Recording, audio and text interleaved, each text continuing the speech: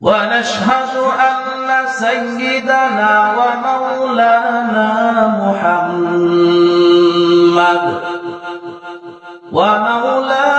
محمدا عبده ورسوله صلى الله تعالى عليه وآله وأصحابه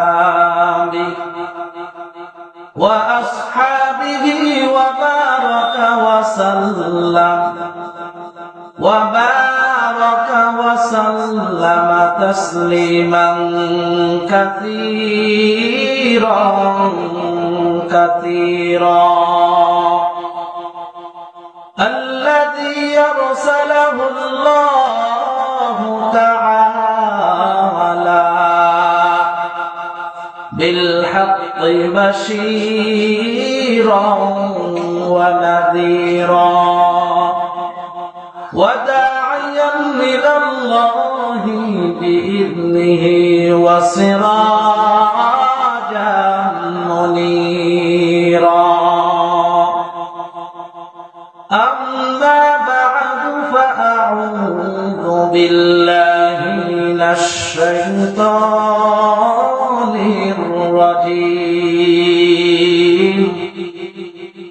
بسم الله الرحمن الرحيم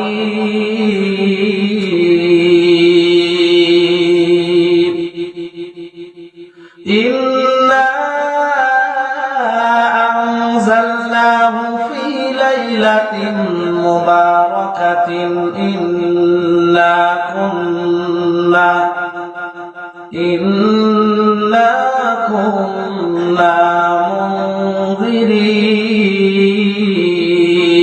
منذرين وقال رسول الله صلى الله عليه وسلم إذا كان ليلة النصف من شعبان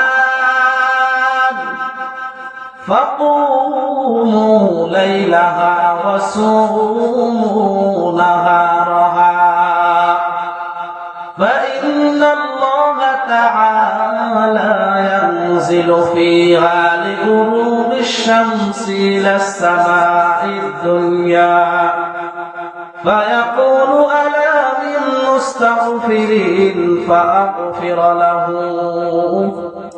ألا من مسترزق فأرزقه ألا من مبتلى فأعافعه فيه ألا كذا حتى يطلع الفجر أو كما قال النبي عليه الصلاة والسلام صدق الله العظيم وصدق رسوله النبي الكريم ونحن على ذلك لمن الشاهدين والشاكرين والذاكرين والحمد لله رب العالمين الله الله क्या मुबारक नाम है अल्लाह अल्लाह आशिकों का काम है अल्लाह अल्लाह इस चीरीन सोना शेर शाकर में खुलत जानम तमाम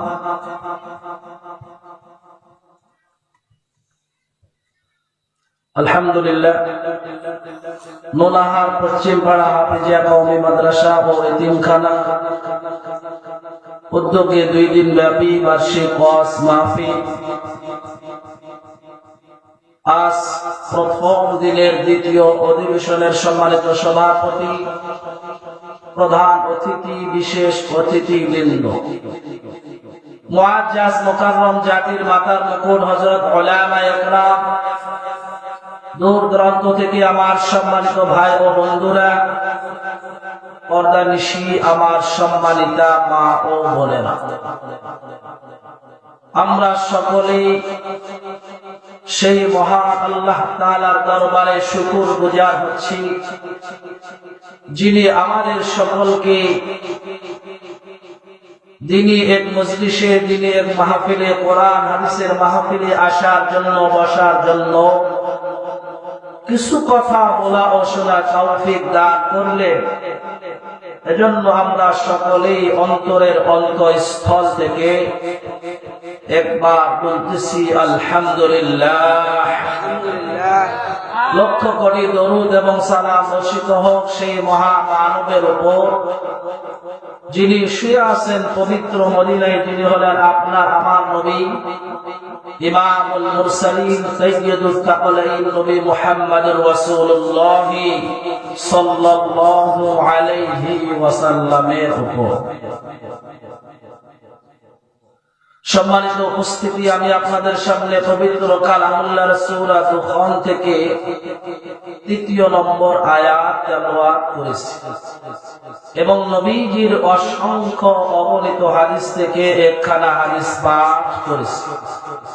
আল্লাহ তাআলা যদি তৌফিক দান করে তাহলে আমার তেলাওয়াতকৃত আয়াত এবং পঠিত হাদিসকে সামনে রেখে কিছু আলোচনা করব ইনশাআল্লাহ। বর্তমান যে মাসটি চলতেছে আরবি মাস শাবান মাস। কি মাস? আমরা সকলে বলি শাবান মাস। কি মাস ভাইজান? শাবান মাস। এই শাবান মাসের পরেই আসতেছে রমজান, পবিত্র বরকতময় মাস আসতেছে। এজন্য নবীজি রজব মাস আসলে আল্লাহ তাআলার কাছে দোয়া করতেন, আল্লাহুম্মা বারিক লানা ফি রজব ওয়া শাবান ওয়া বাল্লিগনা রমাদান। আল্লাহ তাআলার হাবিব দোয়া করতেন, আল্লাহ আপনি আমার হায়াতের মধ্যে রজব এবং শাবানে বরকত দিয়ে হায়াতটাকে রমজান পর্যন্ত পৌঁছে দিন, যেন আমি রমজানের বরকত গুলো অর্জন করতে পারি। এই মাসের আগে যে মাস অতিবাহিত হয়ে গিয়েছে সেই মাসটা ছিল আরবি মাস রজব, রজবের পরে শাবান, শাবানের পরেই রমজান মাস। রজব এবং শাবানের মধ্যবর্তী মাসটার নামই শাবান মাস। বর্তমান যে মাসটি চলতেছে শাবান মাস।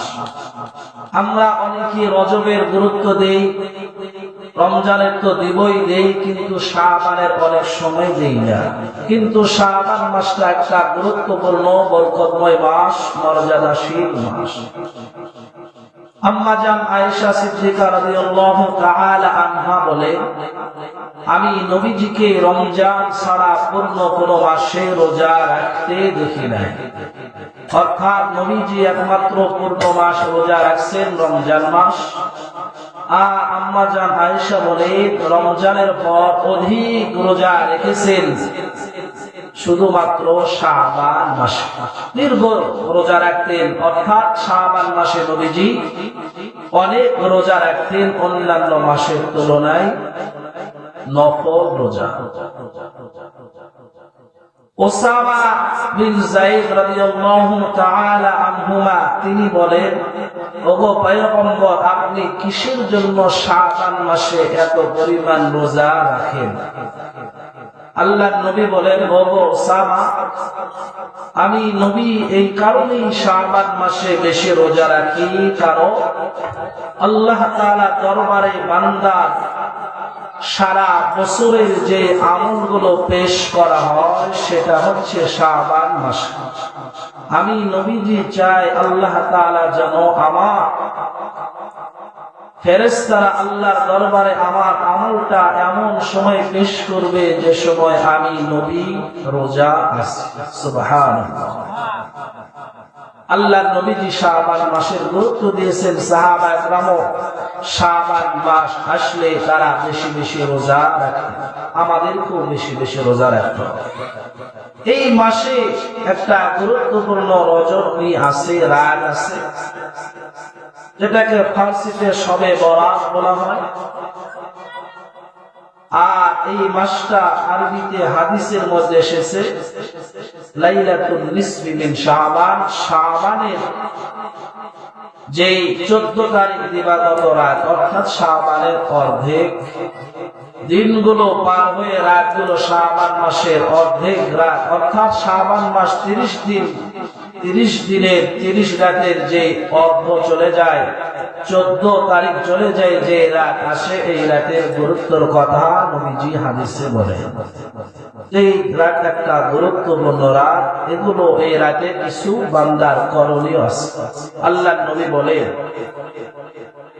قال النبي صلى الله عليه وسلم إذا كان ليلة النصف من شعبان فقوموا ليلها وصوموا نهارها। আল্লাহর পয়গম্বর হাবিবে কিবরিয়া সরকারে দো আলম নবী বলেন, হে আমার উম্মত, শাবান মাসের দিবাগত 14 তারিখে রাতের বেলা তোমরা আল্লাহ তাআলার কাছে ইবাদত করো, রাতটা অযথা ঘুমিয়ে কাটায়ও না। রাতের বেলা তোমরা একটু জাগরণ করো, ইবাদত বন্দেগী করো। ওয়াসুমু নাহারাহা, আর দিনের বেলা পরের দিন দিনের বেলা হে গোলাম, পয়গম্বর বলেন দিনের বেলা রোজা রাখো। কেন, কিসের কারণে আমরা শাবান মাসে দিবাগত 14 তারিখ রাতে কিসের জন্য রোজা রাখব? আল্লাহর পয়গম্বর বলেন, উম্মত, এই জন্যই রোজা রাখবা, কারণ ফাইন্নাল্লাহা তাআলা ইয়ানজিলু ফিহা লিগুরুবিশ শামসি ইলাস সামাইদ দুনিয়া। পয়গম্বর হাবিবে কিবরিয়া বলে, আল্লাহ তাআলা রব্বুল আলামিন অন্য হাদিসে নবীজি জানাইয়া দেন, প্রত্যেক রাত্রে শেষ রাত্রে তাহাজ্জুদের সময় আল্লাহ তাআলা রব্বুল আলামিন প্রথম আসমানে এসে যান। প্রথম আসমানে আসার পর বান্দাদেরকে আল্লাহ ডাক দিয়ে বলেন, হে গোলাম, কে আসো অসুস্থ অবস্থায়, আমি আল্লাহর কাছে চাও, আমি আল্লাহ তার রোগ বালা মুসিবত গুলো দূর করে দিব। কে আসো ক্ষমা চাওয়া, আমি আল্লাহর কাছে চাও, আমি আল্লাহ জিন্দেগীর গুনাহ মাফ করে দিব। পয়গম্বর বলেন, আল্লাহ তাআলা প্রত্যেক রাত্রে শেষ রাত্রে বান্দার কাছাকাছি চলে আসেন, এবার বান্দাদেরকে ডাক দেন। কিন্তু আল্লাহ তাআলা শাবান মাসে 14 তারিখ দিবাগত রাত্রে আল্লাহ তাআলা শেষ রাত্রে বান্দার কাছাকাছি আসেন না, বরং সন্ধ্যার সময় সূর্যটা যখন ডুবে যায়, পয়গম্বর বলেন, আল্লাহ তাআলা প্রথম আসমানে চলে আসেন। প্রথম আসমানে আসেন মানে বান্দার খুব কাছাকাছি আসেন। আসার পর বান্দাদেরকে আল্লাহ তাআলা ডাক দিয়ে বলেন, হে গোলাম, ও আমার বান্দা বান্দিরা শুনিয়া দাও। আল্লাহ তাআলা নিজে ডাক দিয়ে বলেন, ফায়াকুলু আলা মিন মুস্তাগফিরিন ফাআগফির লাহু, হে বান্দা, কে আসো ক্ষমা চাওয়ার, ক্ষমা চাও, আমি আল্লাহ তার জিন্দেগির গুনাহ মাফ করে দেব। যে সময় বান্দাকে আল্লাহ ডাক দেন আর বান্দাও আল্লাহর ডাকে সাড়া দিয়ে আল্লাহর কাছে দোয়া করেন, রব্বে কারীম জীবনে অনেক গুনাহ করেছি, ভুল করে ফেলেছি, ক্ষমা করে দাও। আল্লাহর কাছে বান্দা যখন চাইবে, আবার এদিকে আমার আল্লাহ বান্দাকে ডাক দেন, বান্দাকে আল্লাহ ডাক দেন, আবার বান্দাও আল্লাহর ডাকে সাড়া দিয়ে আল্লাহর কাছে তওবা করেন। আল্লাহ তাআলা বান্দার জিন্দেগীর সব গুনাহগুলো মাফ করে দিবেন। সুবহানাল্লাহ। এজন্য শাবান মাসে 14 তারিখ দিবাগত রাত্রিতে একটু রাতটা জাগরণ করে আল্লাহ তাআলাকে ডাকাডাকি করা করব তো ইনশাআল্লাহ ভাইজান, করব তো ইনশাআল্লাহ। আমরা আল্লাহ তাআলাকে একটু ডাকাডাকি করব। আল্লাহ তাআলার কাছে বান্দা যদি ক্ষমা চান, আল্লাহ তাআলা ক্ষমা করবে। এবং আল্লাহ কত খুশি হন মানুষ যদি আল্লাহকে ডাকে। কোন বান্দা যদি আল্লাহকে ডাকে, আল্লাহ কেমন খুশি হন নবীজি হাদিসের মধ্যে বলেন, একজন ব্যক্তি উঠে তার আসবাবপত্র সামান নিয়ে সফর করছে, অনেক দূর যাওয়ার পর লোকটা ক্লান্ত হয়ে গেল। তার ক্লান্তিটা দূর করার জন্য খেজুর গাছের ছায়ায় সে একটু বিশ্রাম নিচ্ছে। এদিকে তার উটটা ছিল ঘাস খাদ্য খাচ্ছিল, আর লোকটা এদিকে ঘুমিয়ে পড়ছে। ঘুম থেকে জাগ্রত হওয়ার পর লোকটা দেখতেছে তার উট নাই, উটের উপর তার খাবার যেগুলো সামান ছিল সেগুলোও নাই। লোকটা এবার টেনশনে পড়ে গিয়েছে, কোথায় চলে গেল আমার খাবার, আমি এখন এখানে কোথায় খাবার পাবো, মরুভূমি এলাকা। আল্লাহর পয়গম্বর বলেন, লোকটা চিন্তা করতে করতে এবার লোকটা তার মাথাটা তার হাঁটুতে দিয়ে ঘুমিয়ে পড়েছে। আবার ঘুম থেকে কিছুক্ষণ পর লোকটা জাগ্রত হয়ে দেখে তার আশেপাশে উটটা ঘুরে বেড়াচ্ছে। এবার পয়গম্বর বলেন, লোকটা যখন দেখে তার উটটা আশেপাশে ঘোরাফেরা করে, পয়গম্বর বলেন লোকটা এত পরিমাণ খুশি হয়ে গেছে। আল্লাহ হাবিব বলেন, লোকটা এবার খুশির ঠেলায় আল্লাহকে ডাক দিয়ে বলেন, হে মালিক, আমার উটটা হারিয়ে গিয়েছিল, আমি বড় টেনশনে পড়ে গিয়েছিলাম, আমি উটটা এই জন্য তো পাইলাম, আপনি তো আমাকে আমার উটটা পাইয়ে দিছেন, কেন না পাইয়ে দিবেন, কারণ আমি হলাম রব আর তুমি হলে আমার গোলাম। পয়গম্বর বলেন, লোকটা কেন এজন্য কি জন্য বলেন, বলল আমি হলাম রব আর আপনি হলেন গোলাম। আল্লাহ হাবিব বলেন, খুশির ঠেলায় আত্মহারা হয়ে লোকটা বলেন, ও তুমি হলে গোলাম আর আমি হলাম রব। পয়গম্বর বলেন, লোকটা যেমন খুশির ঠেলায় ওঠটা পেয়ে তার কি বলবে সবকিছু হারিয়ে ফেলেছিল। আবার আল্লাহর কাছে কোন বান্দা যদি তওবা করে, আল্লাহ বড় ভুল করে ফেলেছি, আমাকে ক্ষমা করে দিন।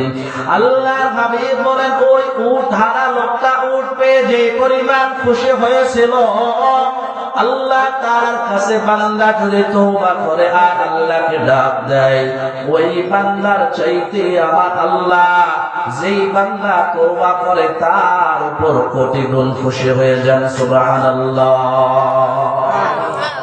এই জন্য আল্লাহ তাআলাকে ডাকতে হবে, তওবা করতে হবে, চোখের পানিগুলো ফেলতে হবে।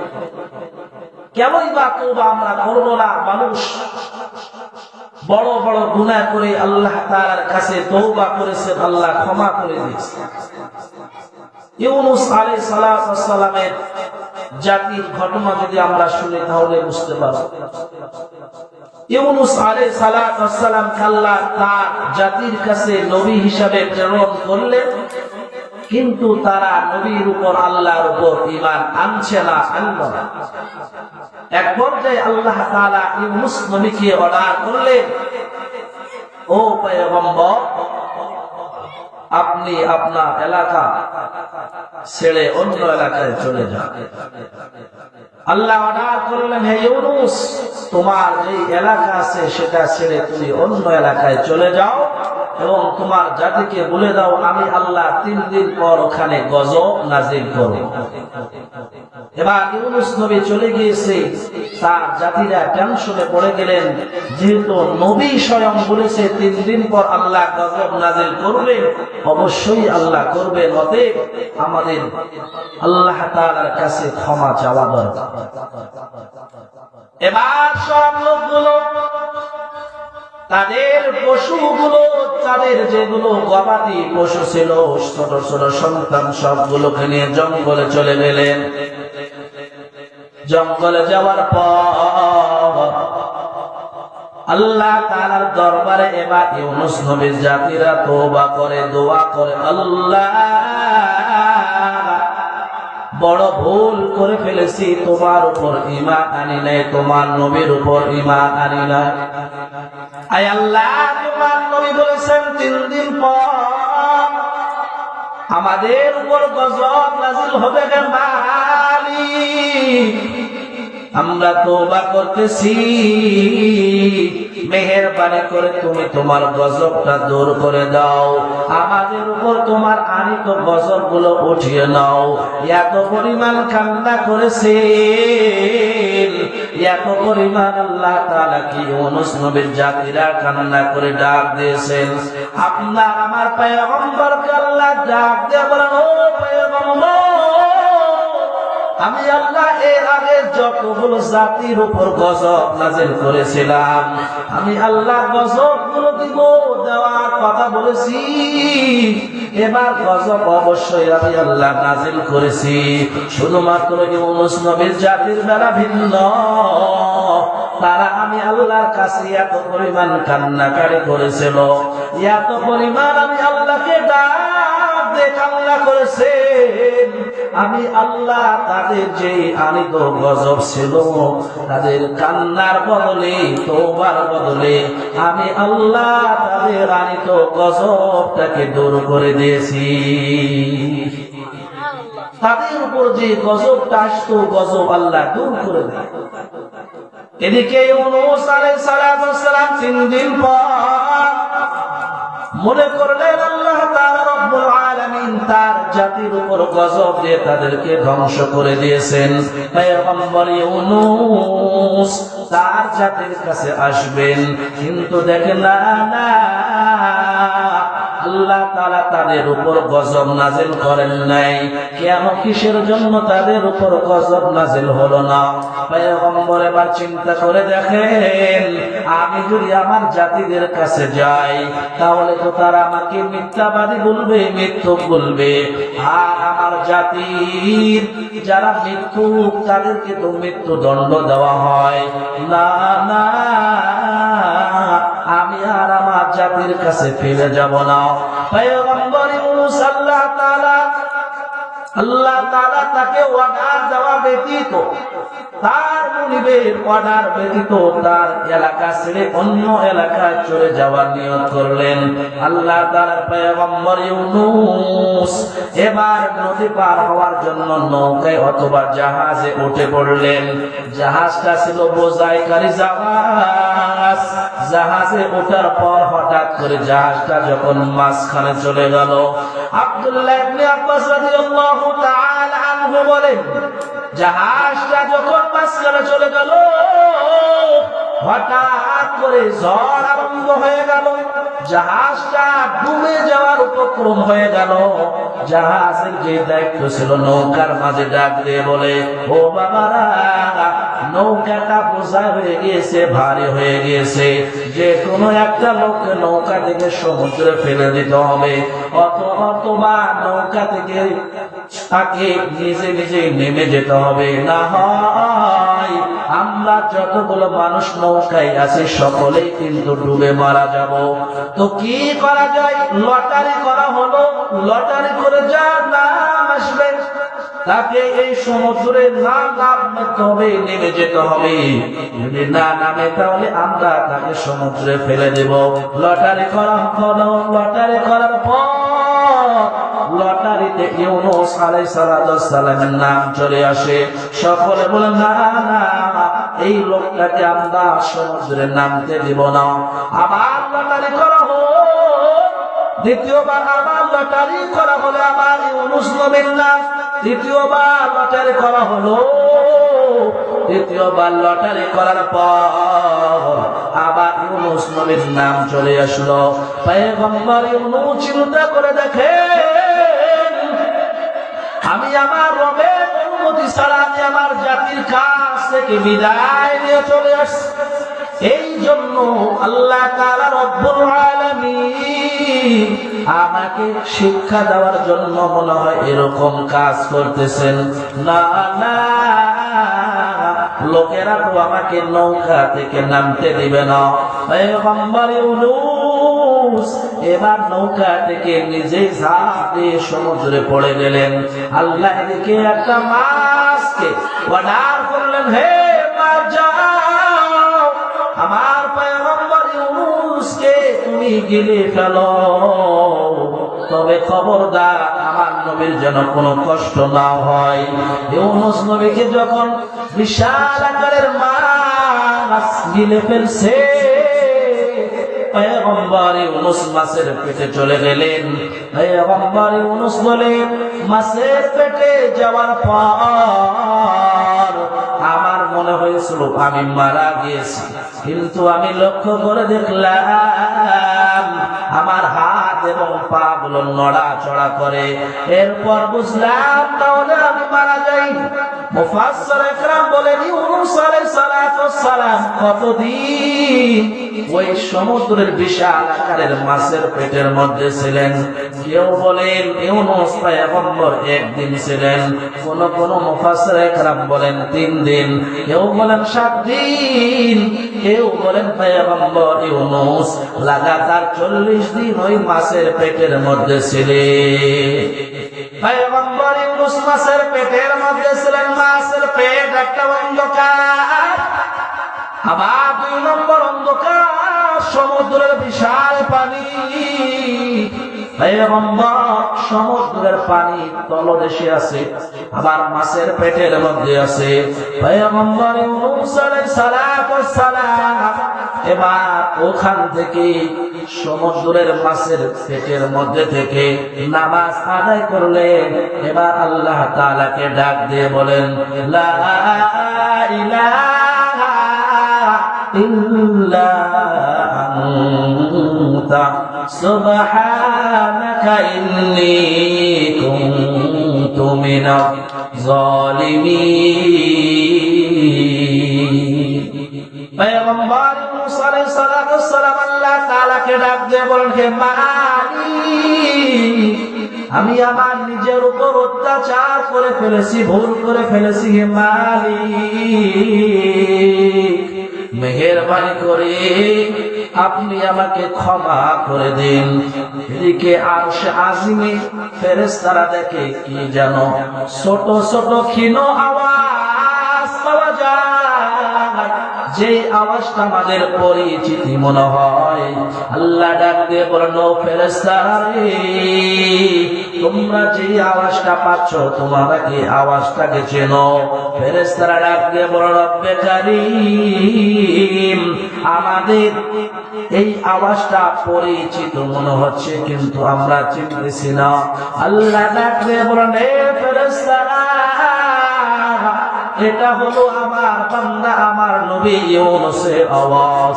আমার পয়গম্বর ইউনূস মাছের পেটের মধ্যে বড় বিপদে আছে, ওখান থেকে আমি আল্লাহকে ডাক দেই, আমি আল্লাহর কাছে পয়গম্বর ক্ষমা চাই।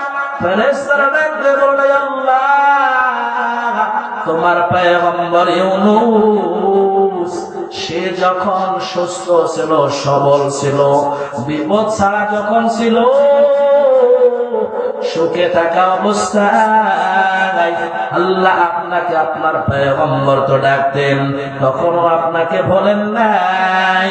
এখন আপনার পয়গম্বর বিপদে পড়ে গিয়েছে, আয় আল্লাহ বিপদে পড়ার কারণে শুধুমাত্র আপনার পয়গম্বর ডাকে না,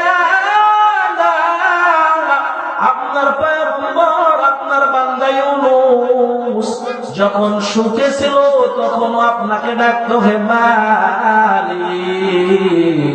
এখন আপনার পয়গম্বর বিপদে পড়ে গিয়েছেন, আপনাকে ডাকতেছে মেহেরবানি করে আপনার বান্দা আপনার পয়গম্বরকে আপনি ক্ষমা করে দিন।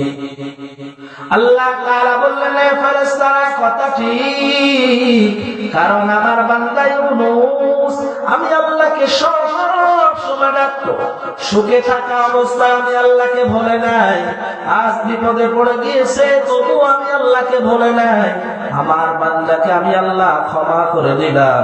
আল্লাহ তাআলা এবার মাছের পেটের মধ্যে একটা ব্যথা শুরু করে দিলেন। ইউনূস পয়গম্বরকে ওই মাছটা সমুদ্রের কিনারায়, যেখানে কোনো মানুষজন ছিল না, আল্লাহ তাআলা বলেন আমি আল্লাহ পয়গম্বরকে মাছকে অর্ডার করলে, মাছের পেটে ব্যথা দিলে মাছটা আমার পয়গম্বরকে সমুদ্রের কিনারায় সেই মাছটা উগলে দিল। এখানে আমাদের শিক্ষণীয় এক নম্বর হচ্ছে যে ইউনূস আলাইহিস সালামের জাতিরা এত বড় অপরাধ করলো, আল্লাহ এবং আল্লাহর নবীর উপর ঈমান তারা আনছিল না। আল্লাহ অর্ডার করলেন গজব আমি আল্লাহ নাজিল করব, তারা জানতে পেরে এত পরিমাণ তওবা করলেন, কান্নাকাটি করলেন, আমি তো গজবকে আল্লাহ তাআলা দূর করে দিলেন। সুবহানাল্লাহ।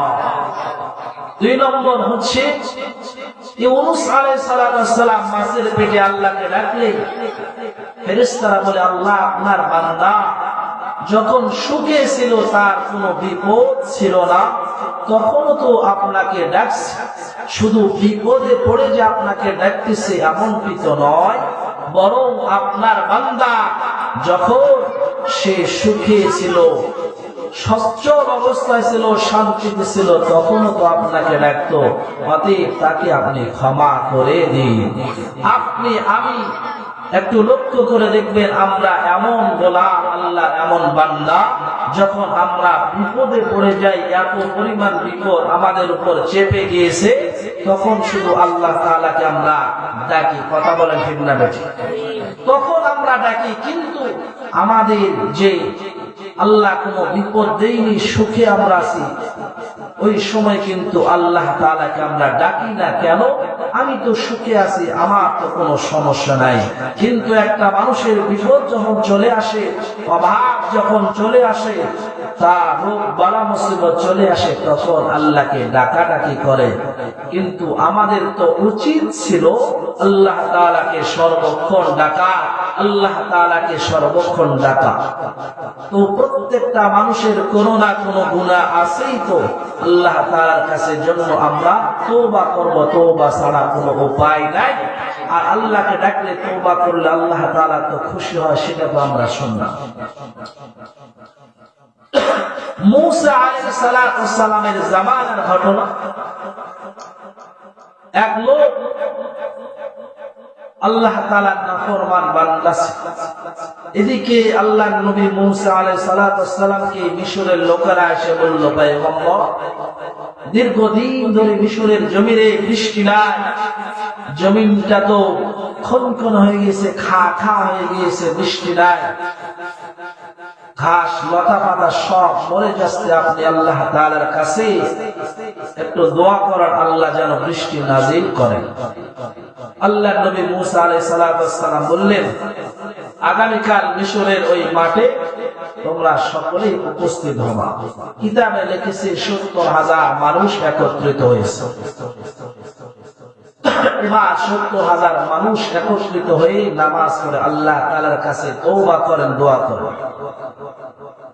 আল্লাহর পয়গম্বর মূসা আলাইহিস সালাম আল্লাহ তাআলা রব্বুল আলামিনকে ডাক দিয়ে বলেন, হে মালিক, মিশরের জমিনে দীর্ঘদিন ধরে বৃষ্টি হয় না, জমিনটা শুকিয়ে গিয়েছে।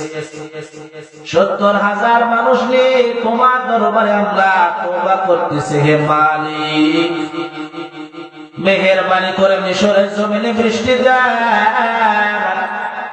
আল্লাহ তাআলার কাছে খুব কান্নাকাটি করেন, দোয়া করেন, কিন্তু আল্লাহ তাআলা কোনো ভাবেই দোয়াটা কবুল করেন না। পয়গম্বর মূসা আলাইহিস সালাতু ওয়াস সালাম আল্লাহকে ডাক দিয়ে বলেন, রব্বে কারীম, আপনার বান্দা মূসার আগে যতবার দোয়া করেছে ততবার তো দোয়া কবুল করেছেন, এবার কি হলো হে মালিক, এতবার ডাকে কিন্তু আমার দোয়াটা তোমার দরবারে কবুল হয় না। ও আল্লাহ, মেহেরবানি করে তুমি মিশরের জমিনে বৃষ্টি দাও। আল্লাহ তাআলা রব্বুল আলামিন এবার পয়গম্বরকে ওহী নাযিল করে জানায়া দেন, ও পয়গম্বর মূসা, আমি আল্লাহ মিশরের জমিনে কেন বৃষ্টি বন্ধ করে দিয়েছি তুমি কি জানো?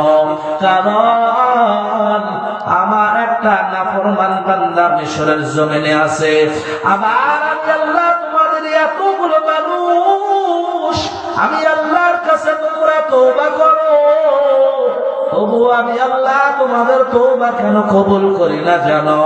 কারণ তোমাদের মজলিসে 40 বছরের একটা গুনাহগার তোমাদের মজলিসে বসে আছে, যেই বান্দাকে আমি আল্লাহ একটা দিনের জন্য খানা বন্ধ করি না, আমি আল্লাহ এত সুন্দর করে বান্দাকে খানা দিলাম, আমি আল্লাহ তাকে জমিনে চলাফেরা করার শক্তি দিলাম, আমি আল্লাহ সবকিছু দিলাম, তবুও বান্দা 40 বছর ধরে আমি আল্লাহকে ডাকে নাই। 40 বছর হয়ে গেল মূসা, আমার বান্দা একটা বারের জন্য আমি আল্লাহকে ডাকে নাই। 40 বছর হয়ে গেল, আমার বান্দা কোনদিন আমি আল্লাহর ইবাদত করে নাই। ওই 40 বছরের গুনাহগার ওই জমিনে থাকার কারণে আমি আল্লাহ তোমাদের কারো দোয়া কবুল করছি না। তাকে যদি জমিন থেকে উঠে দাও, তাহলে আমি আল্লাহ তোমাদের মিশরের জমিনে বৃষ্টি দিব। এবার পয়গম্বর মূসা এবার ঘোষণা দিয়ে দিলেন, হে আছো 40 বছরের গুনাহগার, লাগাতার 40 বছর ধরে তুমি গুনাহ করে আসতেছো, তোমার কারণে আমার আল্লাহ মিশরের জমিনে বৃষ্টি বন্ধ করে দিয়েছেন। তাড়াতাড়ি করে মজলিস থেকে উঠে যাও। তুমি যদি মজলিস থেকে না ওঠো, তাহলে আল্লাহর কাছ থেকে তোমার ঠিকানা নিয়ে তোমাকে কিন্তু মজলিস থেকে অপমান করে উঠে দেওয়া হবে। 40 বছরের গুনাহগার এবার চিন্তায় পড়ে গেলেন, কি করব? যদি আমি উঠে যাই তাহলে সকলেই বুঝে নিবে আমি হলাম সেই 40 বছরের গুনাহগার। আর আমি যদি মজলিস থেকে না উঠি, আল্লাহর নবী মূসা আল্লাহর কাছ থেকে ঠিকানা নিয়ে মজলিস থেকে আমাকে অপমান অপদস্থ করে উঠিয়ে দিবেন। এবার আল্লাহর গোলাম আল্লাহ তাআলার দিকে মুতাওয়াজ্জহ হয়ে গেলেন, আল্লাহকে ডাক দিয়ে বলেন, রব্বে কারীম, বড় ভুল করে ফেলেছি হে মালিক, আর জিন্দেগিতে এত পরিমাণ গুনাহ করব না। আয় আল্লাহ, 40 বছর ধরে আমি গুনাহ করে আসতেছি, আমার মাও জানে না, বাবাও জানে না, সমাজের কোন মানুষ জানে না হে মালিক। 40 বছরের গুনাহগুলো তোমার সাত্তার নামে চাদর দ্বারা ঢেকে রাখছো আল্লাহ। সমাজের মানুষ যদি আমার গুনাহগুলো দেখতে পারতো, আমাকে সমাজ থেকে তাড়িয়ে দিত। 40 বছর তুমি আমার গুনাহগুলো তোমার রহমান নামে সাত্তার নামে চাদর দ্বারা ঢেকে রাখছো। আয় আল্লাহ, খাঁটি মনে তওবা করতেছি, আর জিন্দেগিতে কোনোদিন গুনাহ করব না। আয় আল্লাহ, মেহেরবানি করে তুমি আমাকে ক্ষমা করে দাও, ক্ষমা করে দাও। আল্লাহর পয়গম্বর মুসা আলাইহিস সালাম দেখেন মিশরের জমিনের উপরে মেঘে দেখা যায় বৃষ্টির মেঘ চলে আসছে। কিছুক্ষণ পর আল্লাহ তাআলার রহমতের বৃষ্টি আরম্ভ হয়ে গেল। পয়গম্বর মুসা আলাইহিস সালাম আল্লাহ তাআলাকে ডাক দিয়ে বলেন, আল্লাহ,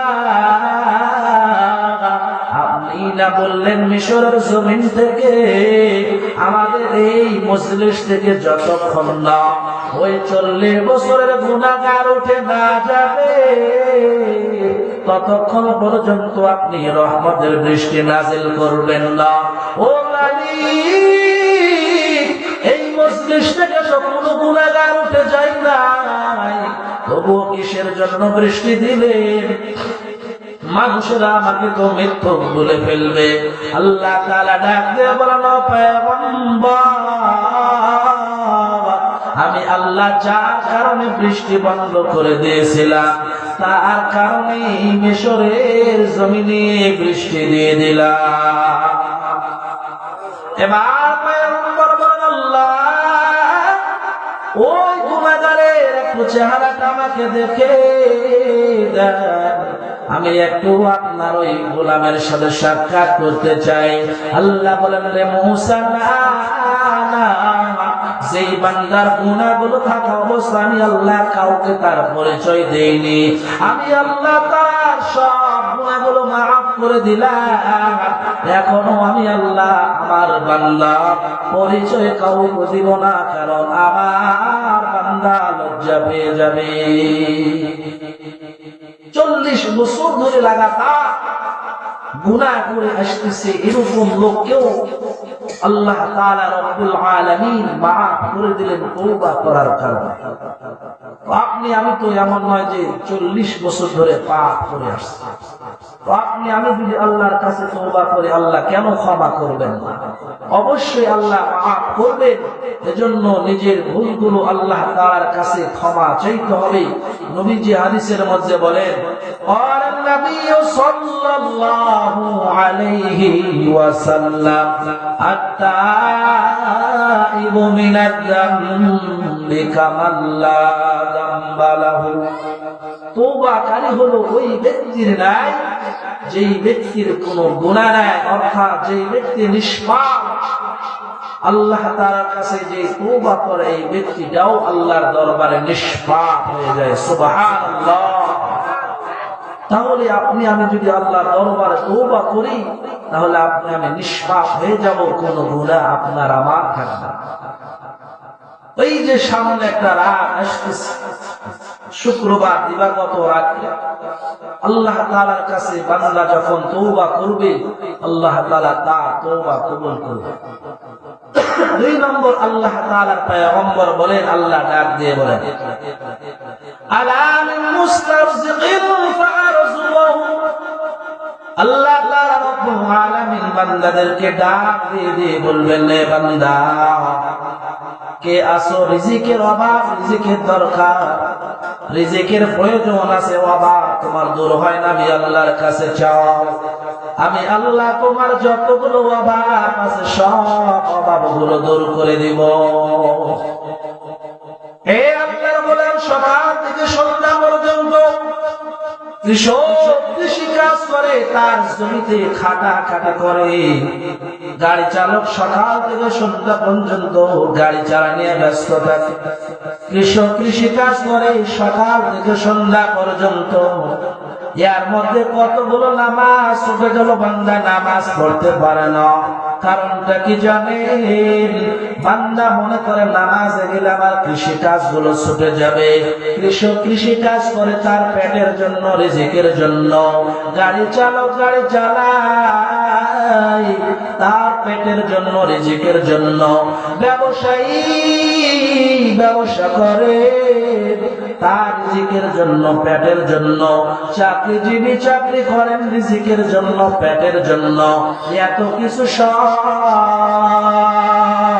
আল্লাহ ইবাদত করে আল্লাহ তাআলার কাছে যদি চান, আল্লাহকে ডাক দিয়ে বলেন, হে মালিক, বিশেষ করে সবে বরাত রাতের বেলা আল্লাহ তাআলার কাছে যদি বান্দা চায়, ও আল্লাহ আমার রিজিকের প্রয়োজন, আমার অভাব দূর হয় না, আল্লাহর পয়গম্বর বলেন আল্লাহ তাআলা বান্দার সব অভাবগুলো দূর করে দিবে। আল্লাহ তাআলা সব অভাবগুলো দূর করে দিবেন। আল্লাহ তাআলাকে ডাকতে হবে, আল্লাহর কাছে চাইতে হবে। আমরা তো আল্লাহর কাছে চাই না, সারাদিন শুধু দুনিয়ার পিছনে ছুটাছুটি করি। আখিরাতের জন্য যে কিছু করতে হবে, আপনার আমাকে যে দুনিয়া ছেড়ে যেতে হবে, আখিরাতের জন্য কিছু সামান আমাকে জোগাড় করতে হবে, সেদিকে আপনার আমার তো লক্ষ্য নাই। মানুষ মারা যায়, আমরা কবরে রেখে চলে আসি, তার কবরে কি হচ্ছে সেটাও আমরা লক্ষ্য করি না। আমরা শুনি জাহান্নামের আগুন আল্লাহ তাআলা শাস্তি দিবে, সেটাও আমরা লক্ষ্য করি না।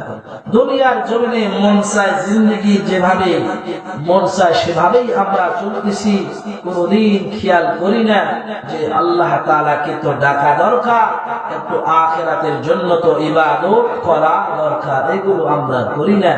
অথচ আগের জামানা বাদশাহ হয়েও সে আল্লাহ ইবাদত এত পরিমাণ করেছে। এখন মানুষ যদি কোনো দায়িত্বে থাকে তাহলে সে মনে করে আমি তো দায়িত্বে আছি, আমি কেমন ইবাদত করব। কুতুবউদ্দিন বখতিয়ার কাকি রহমতুল্লাহি আলাইহি তিনি মৃত্যুর আগে আগে তার খাদেমকে ডাক দিয়ে বলেন, বাবা আমি যখন মারা যাব, যাকে তাকে দিয়ে আমার জানাজা পড়াইবা না। 4 গুণওয়ালা লোক দিয়ে আমার জানাজা পড়াইবা।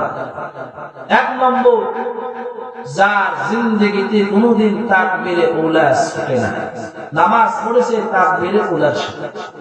2 নম্বর, যার তাহাজ্জুদের নামাজ কোনদিন ছুটে না। 3 নম্বর, আসরের 4 রাকাত সুন্নাত যে কাজা করে নাই। আর 4 নম্বর হচ্ছে যে তার দৃষ্টি দিয়ে অন্য কোন পর নারী দেখে তাকায়নি। এই 4 গুণওয়ালা মানুষ পাইলে জানাজা পড়াইবে।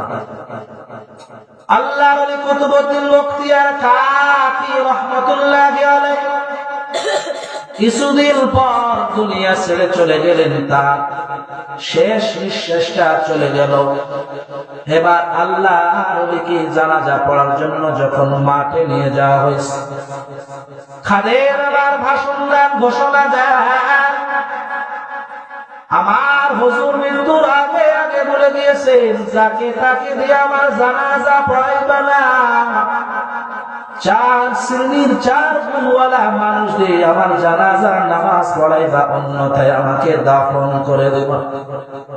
1 নম্বর গুণ, যার জিন্দেগিতে কোনদিন তাকবীরে উলা ছুটে না। হাজার হাজার মানুষ, সব মানুষগুলো এবার তাদের চেহারাটা মাটির দিকে দিয়ে ফেলল। নামাজ তো পড়ি না, কত রাকাত আমার নামাজ ছুটে গেল, তাকবীরে উলা তো দূরের কথা। আমি কত রাকাত নামাজ পড়ি না, রাতের বেলা ঘুমে ঘুমে কাটাইলাম। ফজরে মুয়াজ্জিন সাহেব আযান দেন, আর ঘুমের ঘরেই তো আমার সময়টা কেটে যাওয়া। ডাক্তার সাহেব একজন লোককে ডাক দিয়ে বলেন, ও বাবা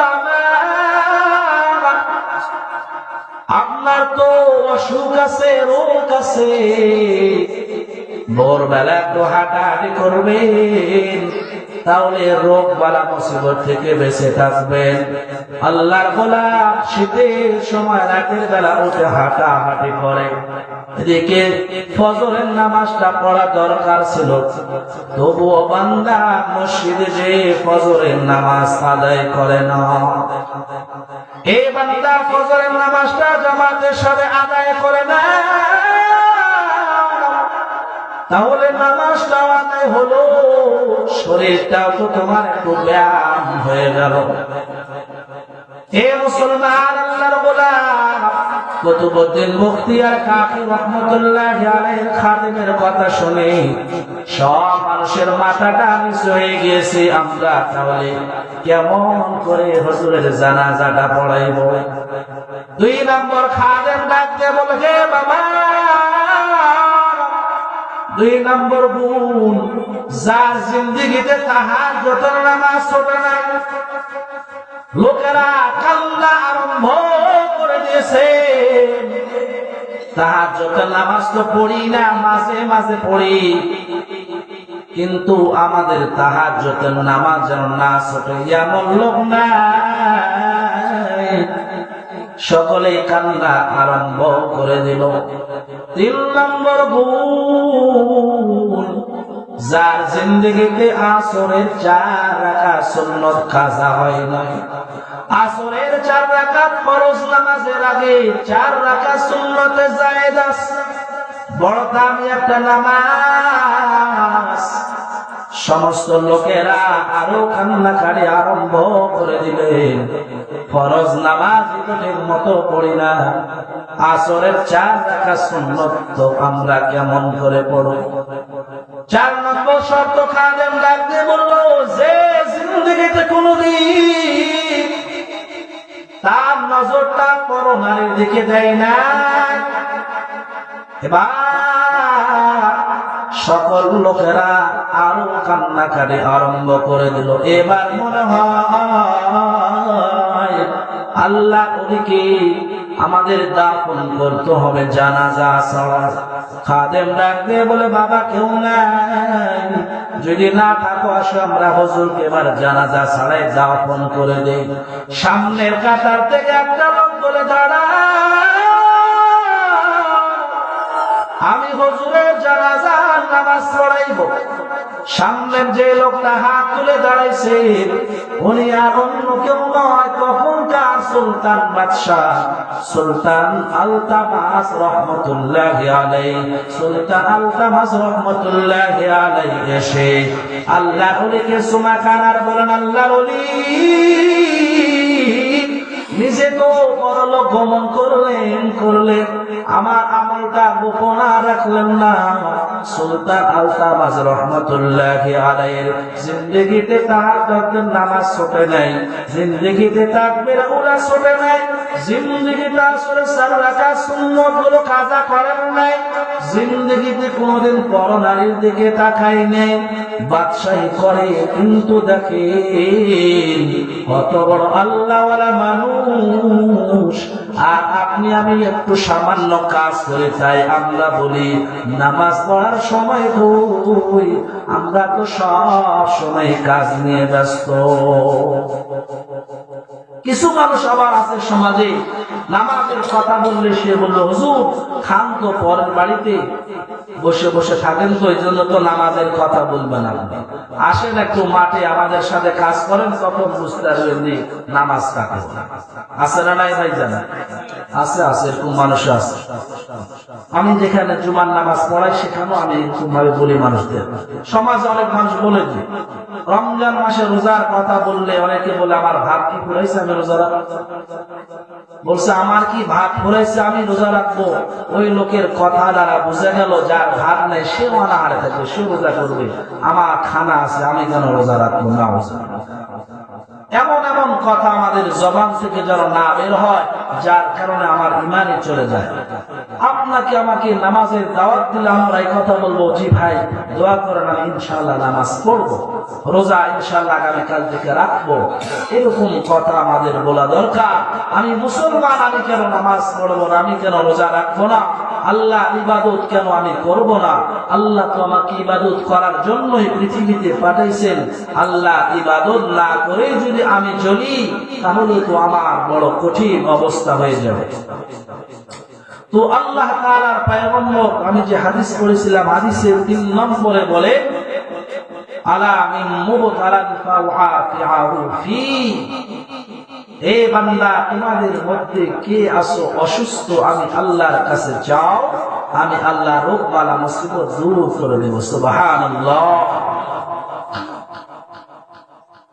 আমরা একটু মাঝে মধ্যে সুবহানাল্লাহ বলতে তো পারি, আমরা বলি না, অথচ নবীজি বলেন সুবহানাল্লাহ আলহামদুলিল্লাহ বান্দা যদি একবার পড়ে,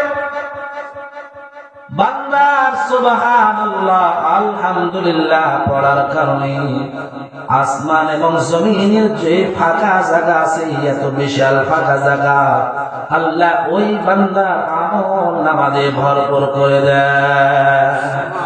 জোরে বলি না সুবহানাল্লাহ।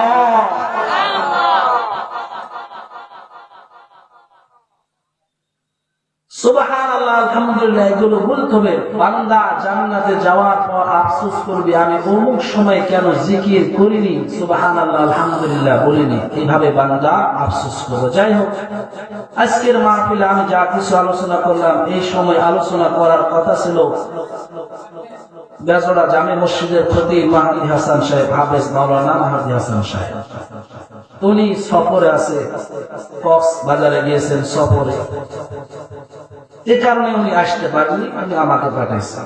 উনি আমার আপন চাচা ভাই।